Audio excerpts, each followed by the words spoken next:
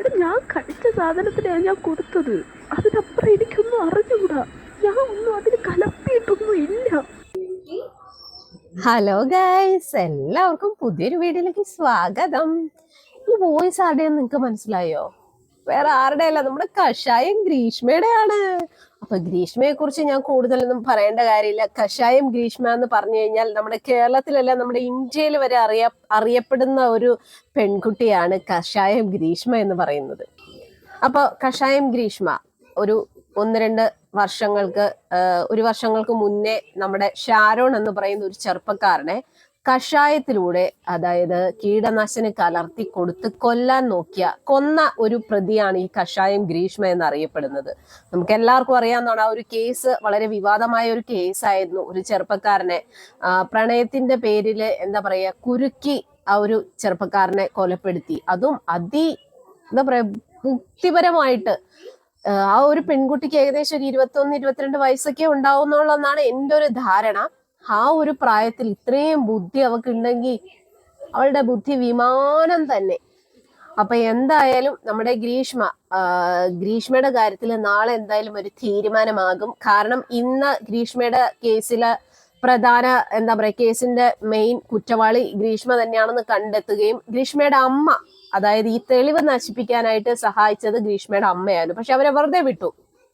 അതിൽ സങ്കടമുണ്ട്. കാരണം ആ ഒരു ഷാരോൺ എന്ന് പറയുന്ന ആ കുടുംബത്തിന്റെ ഭാഗത്ത് നിന്ന് നമ്മളൊന്ന് ചിന്തിച്ചു നോക്കണം.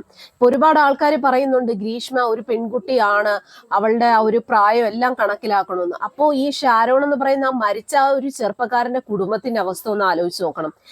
എന്തോരം പ്രതീക്ഷയോടുകൂടി ആയിരിക്കും ആ ഒരു ചെറുപ്പക്കാരൻ അല്ലെങ്കിൽ ആ ഒരു മോനെ അവരുടെ അച്ഛനും അമ്മയും വളർത്തി കൊണ്ടുവന്നത്.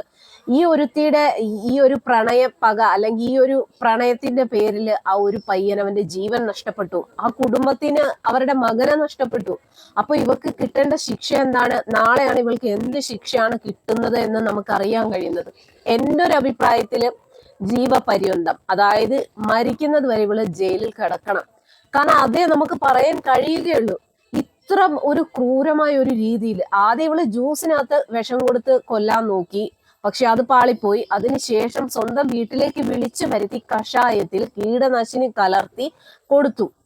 എന്നിട്ടും ആ ഒരു ചെറുക്കൻ പറഞ്ഞു, അവൻ ആശുപത്രി കിടക്കയിൽ കിടക്കുമ്പോ പോലും അവൻ പറഞ്ഞു ഒരിക്കലും അവൾ അങ്ങനെ ചെയ്യില്ല, എന്നോട് അവൾ അങ്ങനെ ചെയ്യില്ലെന്ന്. പക്ഷെ അവന് മനസ്സിലായി. അവൻ ആകുന്നതിന് തൊട്ട് മുന്നേ ആയിട്ട് അവൻ പറഞ്ഞു, എനിക്ക് ഇങ്ങനെ അവളാണ് പ്രതി എന്നുള്ളത് അവൻ പറഞ്ഞു. ഒന്ന് ആലോചിച്ച് നോക്കണം. അവന്റെ ജീവനെക്കാട്ടി സ്നേഹിച്ച ആ ഒരു പെൺകുട്ടി ഈ ഒരു രീതിയിൽ അവൻ മരിക്കാൻ വേണ്ടി കാരണം എന്താണ്? അവക്ക് വേറൊരു കല്യാണാലോചന വന്നു, ഒരു ആർമിക്കാരന്റെ ആലോചന വന്നപ്പോ അവള് നേരെ ഈ പ്രണയിച്ച ആ ഒരു പയ്യനെ അവക്ക് എങ്ങനെയെങ്കിലും ഒഴിവാക്കണം. അപ്പൊ പ്രണയിക്കുന്ന സമയത്ത് എന്താ പറയാ ഭയങ്കര ചക്കര അടയും പീരയൊക്കെ ആയിരിക്കും. എല്ലാം അങ്ങും കൈമാറും. അത് ചിലപ്പോൾ ഫോട്ടോസ് ആയിക്കോട്ടെ വീഡിയോസ് ആയിക്കോട്ടെ എല്ലാം അങ്ങും കൈമാറും. എന്നിട്ട് പിന്നെ ഇത് വെച്ചിട്ടുള്ള ബ്ലാക്ക് മെയിലിംഗ് ആണ്. അപ്പൊ ഈ ഒരു പയ്യൻ ഇവളെ ബ്ലാക്ക് മെയിൽ ചെയ്തു എന്നൊക്കെയാണ് അതൊക്കെ ഇവള് രക്ഷപ്പെടാൻ വേണ്ടിയിട്ട് പറയുന്നതാണ്. എന്താണെന്ന് പറഞ്ഞാലും ഇവള് ചെയ്ത ഈ ഒരു ക്രൂരതയ്ക്ക് ഇവക്ക് ജീവപര്യന്തം ശിക്ഷ കിട്ടണം.